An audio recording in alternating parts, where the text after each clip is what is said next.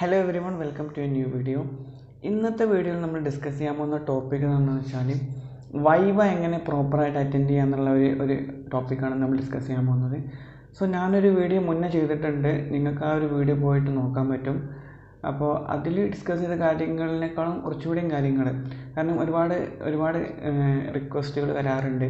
നമ്മൾ വൈവ നമ്മളെങ്ങനെയാണ് നമ്മൾ അറ്റൻഡ് ചെയ്യുക, അപ്പോൾ നമ്മളെങ്ങനെയാണ് കോൺഫിഡൻ്റ് ആയിട്ട് ഇരിക്കുക, അതിനെക്കുറിച്ചാണ് നമ്മൾ ഇന്ന് ഈ ഒരു വീഡിയോയിലൂടെ അഡ്രസ്സ് ചെയ്യാൻ പോകുന്നത്. സോ ഈ വീഡിയോ നിങ്ങൾ ഫസ്റ്റ് ആയിട്ട് കാണുകയാണെങ്കിൽ, എൻ്റെ ചാനൽ നിങ്ങൾ ഫസ്റ്റ് ആയിട്ട് കാണുകയാണെങ്കിൽ സബ്സ്ക്രൈബ് ചെയ്യാം, ലൈക്ക് ചെയ്യുക, കണ്ടൻറ്റ് ഇഷ്ടപ്പെടുകയാണെങ്കിൽ നിങ്ങൾ ഷെയർ ചെയ്യാം, നിങ്ങൾ ഫാർമസി ഗ്രൂപ്പിലോട്ടൊക്കെ ഷെയർ ചെയ്യാം.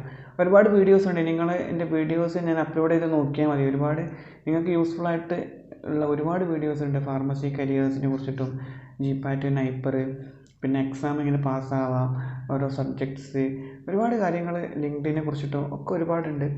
ലിങ്ക്ഡിനെ പറ്റി പറഞ്ഞപ്പോൾ നിങ്ങൾക്ക് തന്നെ ലിങ്ക്ഡിനിൽ ഫോളോ ചെയ്യണമെങ്കിൽ ഞാൻ ലിങ്ക് താഴെ കൊടുത്തിട്ടുണ്ട്. ലിങ്ക്ഡിനും ഇൻസ്റ്റാഗ്രാമിലൊക്കെ ഫോളോ ചെയ്യണമെങ്കിൽ ഞാൻ ലിങ്ക് താഴെ കൊടുത്തിട്ടുണ്ട്, നിങ്ങൾക്ക് ഫോളോ ചെയ്യാം. സോ ഒരുപാട് സമയം വേസ്റ്റ് ചെയ്യാണ്ട് നമുക്ക് വൈവ എന്ന ആ ഒരു ടോപ്പിക്കിലോട്ട് കിടക്കാം. സോ വൈവ എന്ന് പറയുമ്പോൾ എന്താണ്, അത് ഒരു ലക്കും കൂടി വേണമല്ലേ നമുക്ക് ആ ഒരു സമയത്ത്. നമുക്ക് ഒരു ഷോർട്ട് സ്പാൻ ഓഫ് ടൈമല്ലേ നമുക്ക് കിട്ടുക. ഇപ്പോൾ ഒരു ക്വസ്റ്റ്യൻ ഒരു പെട്ടെന്നൊരു വാട്ട് ഈസ് സർഫസ് ടെൻഷൻ എന്നുള്ളൊരു ക്വസ്റ്റ്യൻ വരികയാണെങ്കിൽ നമുക്കൊരു 2-3 മിനിറ്റിനുള്ളിൽ ഒരു അല്ലെങ്കിൽ ഒരു 30 സെക്കൻഡിനുള്ളിൽ അല്ലെങ്കിൽ 10 സെക്കൻഡിനുള്ളിൽ നമുക്കത് ആൻസർ ചെയ്യാൻ പറ്റണം. അപ്പോൾ നമ്മൾ ഒരു പേപ്പർ ഒരു എക്സാമിന് പോലെയല്ല അല്ലേ. ഒരു സർഫസ് ടെൻഷൻ എന്താണെന്ന് ഒരു എക്സാം പേപ്പറിൽ ചോദിക്കുകയാണെങ്കിൽ നമുക്കൊരു 3 മണിക്കൂർ അവിടെ കിട്ടും. അപ്പോൾ നമുക്ക് ആലോചിച്ച് തിങ്ക് ചെയ്ത് നമ്മുടെ ലാംഗ്വേജിലോട്ട് മാറ്റി അല്ലെങ്കിൽ ഒരു പേപ്പറിലോട്ടൊക്കെ എഴുതാൻ പറ്റും. പക്ഷേ ഇവിടെ എന്ന് പറയുമ്പോൾ ചെറിയൊരു സമയം കിട്ടുന്നുള്ളൂ നമുക്ക്.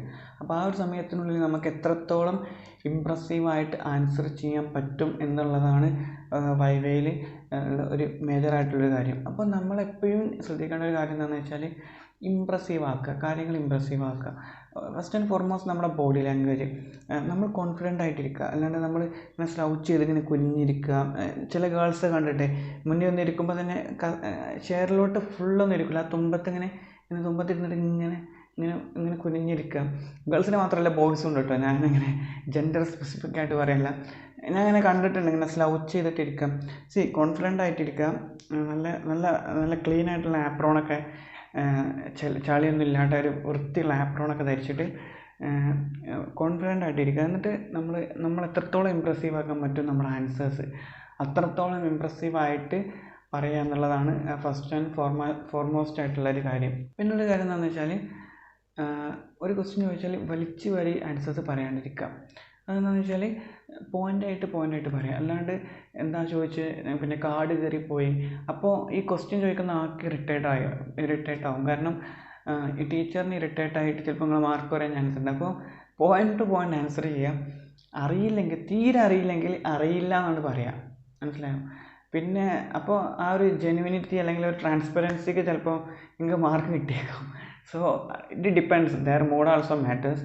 സോ പിന്നെ ഇംഗ്ലീഷിൽ പ്രസൻറ്റ് ചെയ്യാം, വൃത്തിക്ക് കുറച്ച് ഇംഗ്ലീഷിൽ സ്ട്രക്ചർ ഫ്രെയിം ചെയ്തിട്ട് പറയാൻ വേണ്ടി ശ്രമിക്കുക. അതാണ് ഏറ്റവും ബെറ്റർ, അതാണ് ഒന്നുകൂടി ഒരു അഡ്വാൻറ്റേജ് കിട്ടുക. ഞാൻ പറഞ്ഞിട്ടുണ്ട് ഈ ഒരു പോയിൻ്റ്, ഇംഗ്ലീഷിൽ സ്ട്രക്ചർ ചെയ്തിട്ട് പറയാൻ വേണ്ടി ശ്രമിക്കുക. പിന്നെ അടുത്തതായിട്ടുള്ളൊരു കാര്യം എന്താണെന്ന് വെച്ചാൽ, നമ്മൾ ചെയ്യുന്ന കാര്യത്തിനെ കുറിച്ച് നമുക്ക് നല്ല ധാരണ ഉണ്ടായിരിക്കുക.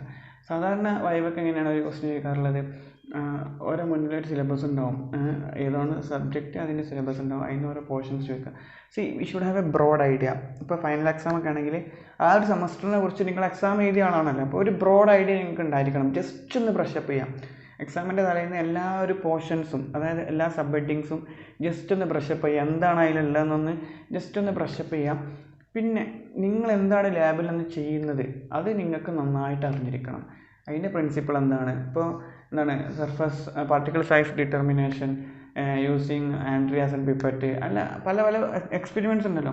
അപ്പം എന്താണ് നിങ്ങൾ അന്ന് ചെയ്യുന്നത് അതിനെക്കുറിച്ച് നിങ്ങൾക്ക് നല്ലൊരു ധാരണ ഉണ്ടായിരിക്കണം. അതിൻ്റെ പ്രിൻസിപ്പിൾ എന്താണ്, പ്രൊസീജിയർ എന്താണ്, റെക്കോർഡിൽ എന്താണ് എഴുതി വെച്ചിട്ടുള്ളത്, അത് നിങ്ങൾക്ക് കറക്റ്റായിട്ട് ഇടണം. അറ്റ്ലീസ്റ്റാണ് ഞാൻ പറഞ്ഞത്. കാരണം അതും കൂടി അറിയില്ലെങ്കിൽ പിന്നെ ആ ഒരു ഇമ്പ്രഷൻ അങ്ങോട്ട് പോകും. പിന്നെ അവിടെയാണ് ആ ഒരു കുട്ടിയെ ജഡ്ജ് ചെയ്യപ്പെടുക, ഒന്നും അറിയാണ്ടാണ് ചെയ്യുന്നത്, ആരോ നോക്കി ചെയ്യാണ്, അതിനൊന്നുള്ള ഇടവരുത്തരുത്. So be aware of what you are doing, what is the principle, procedure, whatever you have written in the record, you should have an idea what is that. Okay, so ഇതാണ് basic ആയിട്ടുള്ള കാര്യങ്ങൾ.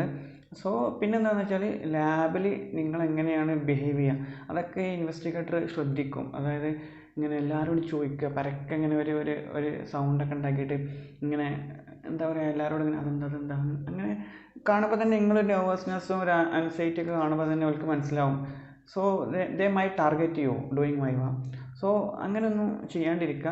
നമ്മളെന്താണ് ചെയ്യുന്നത്, എന്തൊക്കെയാണ് experiment എന്നുള്ളതിനെ കുറിച്ചൊരു idea ഉണ്ടാക്കി വെക്കുക തലേന്ന് തന്നെ.